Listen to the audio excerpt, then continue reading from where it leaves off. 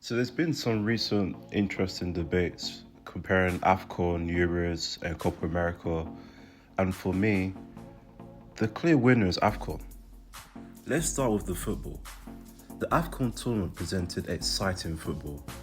A few months into the season, the players were energized, the games were full of highlight reels, rising stars, veterans, superstars, all proud to represent their nation, whether it's a big, mighty African nation or a small island of 560,000.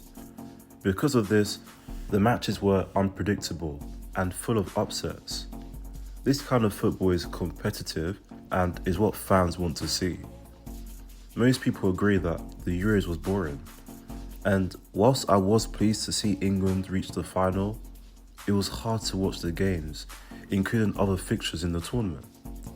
AFCON had 119 goals, 2.29 goals per game, whilst Euros had 117, 2.3 goals per game. So, very close there, but in the Euros the tactics were cagey, and the best teams, apart from Spain, played it safe. I don't remember seeing a game that was energized. The fact that AFCON is unpredictable and full of upsets demonstrates how challenging it is to win the tournament. It's no surprise that people agree that AFCON is one of the most challenging tournaments to win in international football. Just deep, the big names who have never won an AFCON trophy, including Mo Salah, who has been a losing finalist twice, and Victor Osimhen. People can predict the Euros, Copa America, especially the knockout stages with relative ease, but AFCON is a highly competitive and challenging tournament where any nation could win. But who expected Rodri to win Player of the Tournament?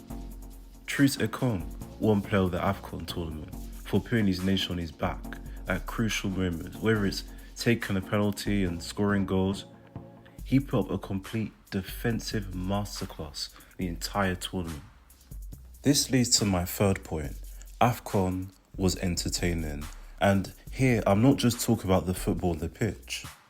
The opening and closing ceremonies for AFCON showcased the vast variety and beauty of African culture, dancing, the host nation of Ivory Coast, and their rich heritage.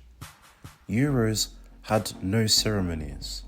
Copa America had an entertaining ceremony too that featured Fade, a Colombian reggaeton artist. AFCON ceremonies featured a range of artists from djuicey, Daju, Take, Yemi Alade, and Mohamed Ramadan. Nations felt represented as part of this ceremony, and it brought the nations together. You might think that this is irrelevant, but fans pay their hard-earned money to be entertained and to feel proud supporting their nation, to feel like their nation matters. This was achieved by means of such ceremonies. Lastly, can we give a special shout out to the fans? And for me, this is the largest difference when comparing AFCON to the Euros and Copa America. AFCON fans were celebratory. Each game we see fans dancing. You hear instruments being blasted from the first whistle to the last whistle. Each game was a party because the fan bases were behind their nations.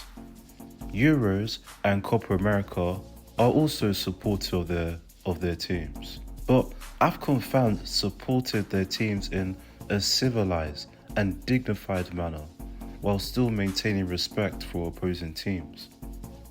In Euros, we saw objects thrown into the pitch, teams literally begging their fans to be civilized, racist chants led by players to the point that a team wanted to actually have no part in the remainder of the competition.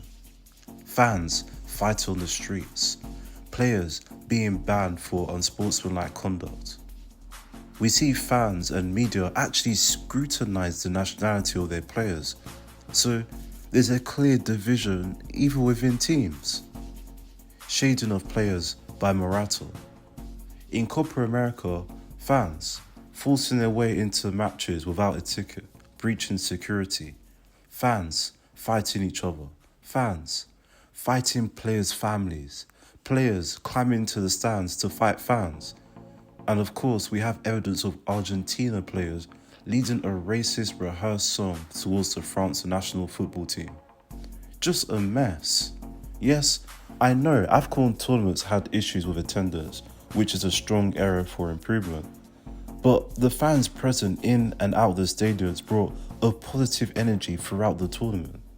No significant reports of any fights or racist clashes between nations, despite how diverse the continent is. I say that because AFCON showcased that they are leaders when it comes to showcasing exciting, entertaining football and a party-like atmosphere. Leaders of respect in supporting their country in a way that is dignified and classy. Right now, all eyes are on Enzo Fernandez and Argentina for their acts of racism. Argentina, like many other nations, are a country steeped with a racist history. This is a country that engaged in a systematic whitening of its population in the late 19th and early 20th centuries, segregating the black community, providing inadequate healthcare and infrastructure, exposing them to disease outbreaks, a covert genocide of the Afro-Argentine population. And obviously, we can see clearly the effects of this today, that continuous line of racism. Deeper, this is how a team celebrates winning a Copa America trophy. The AFCON tournament demonstrates the resilience, variety and beauty of African culture and football. I don't usually say this, but if you enjoyed this video, please like and subscribe. There are plenty more videos to come. Thanks for watching.